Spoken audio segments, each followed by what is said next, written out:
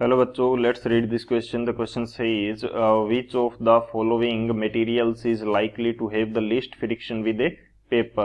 Option first unpolished would, option second plastic, option third glass and option fourth paper.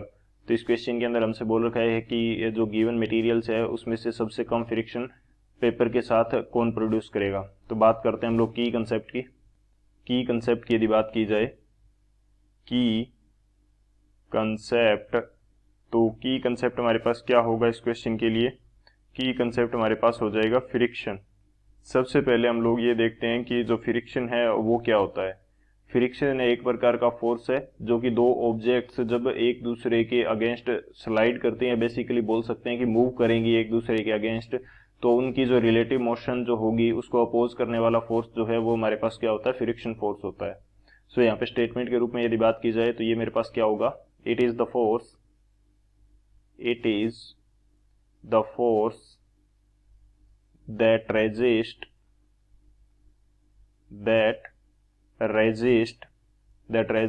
relative motion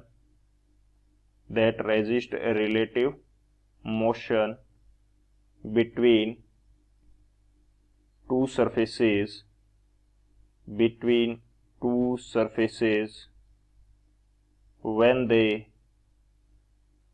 slide or roll against each other. roll against each other. Sorry, हम इस role की spelling को थोड़ा सही कर लेते हैं. So roll against each other, basically sliding और रोलिंग से हमारा क्या मीनिंग है कि वो एक दूसरे के अगेंस्ट क्या करती है, मूवमेंट शो करती है. सो ये हमारा मेन की कंसेप्ट होगा. इस की कंसेप्ट की हेल्प से इस क्वेश्चन को सोल्व करते हैं. इसका एग्जांपल भी हम लोग सॉल्यूशन पार्ट के अंदर देखेंगे.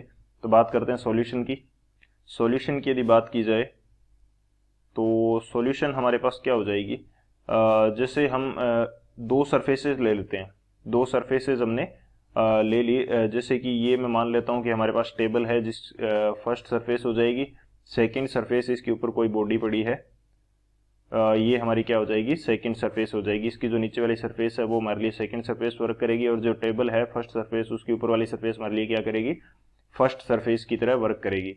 अब इस ऊपर वाली बॉडी को मैं किसी एक्सटर्नल फोर्स एफ एक्सटर्नल से इसको क्या करता हूँ कि राइट साइड के अंदर इसको मूव करवाने के लिए फोर्स अप्लाई करता हूँ. तो ये राइट साइड के अंदर मूव करेगा. किसी में मान लेता हूँ कि ए एक्सीलरेशन से ये मूव करता है. तो इसकी जो सरफेस है उसके ऊपर अपोजिट डायरेक्शन के अंदर एक फोर्स अप्लाई होगा. इसको क्या बोलेंगे, फ्रिक्शन फोर्स. ये जो फ्रिक्शन फोर्स होता है ये क्या करता है, इस दोनों की जो रिलेटिव मूवमेंट है उसको क्या करेगा, अपोज करेगा. हम एक्सटर्नल फोर्स लगा के इसको क्या कर रहे हैं, मूव करवाना चाह रहे हैं, लेकिन जो फ्रिक्शन फोर्स है वो क्या करेगा, अपोज करेगा, और एक नेट एक्सीलरेशन इसको मिलेगा यदि एफ एक्सटर्नल की वैल्यू हमारे पास क्या है, ज्यादा है.